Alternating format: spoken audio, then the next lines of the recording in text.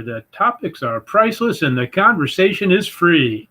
Our guest this week is Dr. James C. Clark. James, I call you Jim? Jim. Jim, all right, Jim. Jim is from Orlando, Florida, a professor at Central Florida University. He's neighbors to Mickey and his band of brother rats down there. And quite the resume, Jim. You are predominantly a nonfiction writer on the history of Florida. What are you working on these days? I'm working on a book that's fascinating and that rare book lovers, I think, will really appreciate. I'm working on a book I'm calling Writing in Paradise, which is about all the people who have written in Florida going back to the 1500s. You know, we don't think of Florida as the writing center of the universe. And yet, when you look at the bestseller list over the past 500 years, you find dozens, literally dozens of Florida authors occupying spots on the bestseller list. Well, I'm not surprised because of the last few years, Florida has been stranger than fiction. It has been. And of course, you have some great authors using Florida as their backdrop and writing nonfiction, but taking kind of real life Florida and working it in. You have great authors like Carl Hiaasen, Randy Wayne White. You have Craig Pittman over in St. Petersburg, Michael Connelly, who are somehow able to make real Florida into novels. And Jim, some of those people you mentioned have a similar background to you. They started out in the newspaper industry, the newspaper business as reporters or as editors. What is it about writing for a newspaper that gives you the skills for long form fiction? I think that the thing they have in common is that almost all of them covered the police beat. They saw real life close up. You have Edna Buchanan, the Pulitzer Prize winner for the Miami Herald, who went on to write mystery novels. Again, Carl Hiaasen, who has written a string of bestsellers, was both a reporter at the Herald and was a columnist for them. Michael Connelly at the LA Times and in Florida, Randy Wayne White. So all of these people saw life close up and have used parts of that in their books.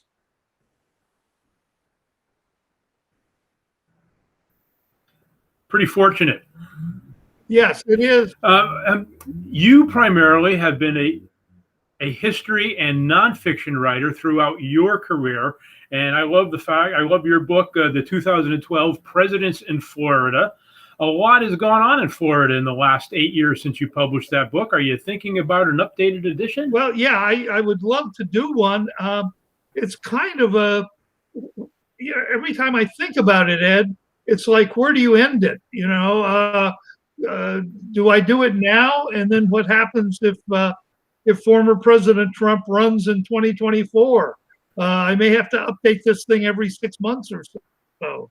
So that's kind of a challenge. And I was really flattered early this year, actually, when PBS in Orlando turned the book into a documentary. So it's really gotten a lot of attention for a book that came out 9 years ago.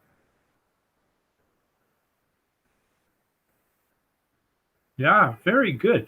Now, everybody's aware of President Trump at Mar-a-Lago, but have there been any other presidential domiciles in Florida? I think Harry Truman had something down in the Keys, didn't he? Yeah, Harry Truman. People don't realize, Ed, how poor Harry Truman was. He had no money, and so today, presidents can take these luxurious vacations. Have you ever met a rich haberdasher? Yes, he had gone bankrupt you're right, in a men's clothing store. And so the Navy said, if you go to Key West, there's a house there. We'll take you on a Navy ship, and the Navy will feed you. So it was basically a free vacation. He fell in love with the island, just crazy about it. This is amazing. He was president for 8 years, and he spent an average of 1 month a year in Key West. So Donald Trump's going to beat him, I think, maybe on length in Florida. Wow. But yeah, he was here a lot. The Bush family has been coming to Florida for almost 100 years, beginning with the father of the first President Bush, George H.W. Bush. His father, Preston, came here in the senator from Connecticut. Yes, from Connecticut, came here in the 1930s, and had a house here. People don't realize while George H.W. Bush was president, his mother lived here in Florida. They have a house here now. They're big into fishing, so they come here. The other presidents who have come here, used to stay longer. They would come and stay for several days. Now they fly in for a campaign appearance or to raise money. They're here for a few hours and they're gone.